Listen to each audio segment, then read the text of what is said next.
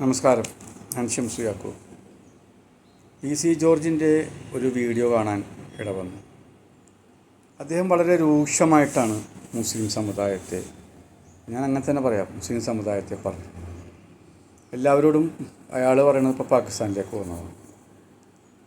എനിക്ക് എൻ്റെ ഒരു ഓർമ്മയിൽ വന്നതേ ഒരു 10-20 വർഷത്തിന് മേലേക്ക് അയക്കണം, അതിന് മേലേക്ക് കഴിക്കണം.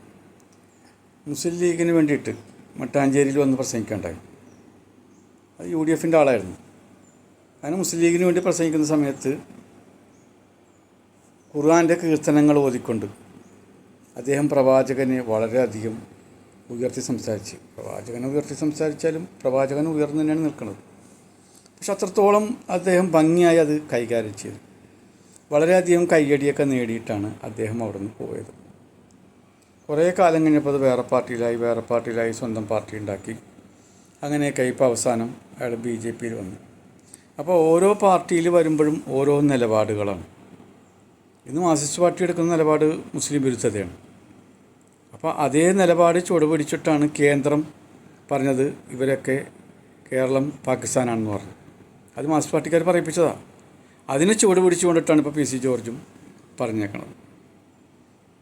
അപ്പോൾ നമ്മളെല്ലാവരും പാകിസ്ഥാനിലേക്ക് പോയി.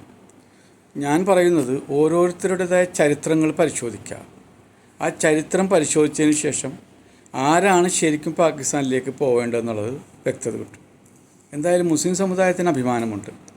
ഞങ്ങളെയൊക്കെ പൂർവികർ സ്വാതന്ത്ര്യത്തിന് വേണ്ടി പോരാടി എന്നുള്ളതിന് യാതൊരു സംശയമൊന്നുമില്ല. അത് RSSകാരും പറയും, ചരിത്രരേഖയിലും ഉള്ളതാണ്. അല്ലാത്തവരൊക്കെ നമുക്കറിയാം. അപ്പോൾ അങ്ങനെയുള്ള ഞങ്ങളെ പാകിസ്ഥാനിലേക്ക് വിടുന്നതിനെക്കാട്ടി നല്ലത് ഞങ്ങൾ പാകിസ്ഥാനെക്കുറിച്ച് ഓർക്കാറ് തന്നെയില്ല. കാര്യം ഞങ്ങളൊരു എതിർ രാഷ്ട്രമാണത്. പക്ഷെ നിങ്ങൾ അടിക്കടി ഓർക്കണമെങ്കിൽ തീർച്ചയായിട്ടും നിങ്ങൾക്ക് എന്തെങ്കിലും ഒരു കൂറുണ്ടാവും. അപ്പോൾ ഇങ്ങനെ പറയുന്നവർ പോവുകയാണ് ഏറ്റവും നല്ലതെന്നാണ് എനിക്ക് പറയാനുള്ളത്.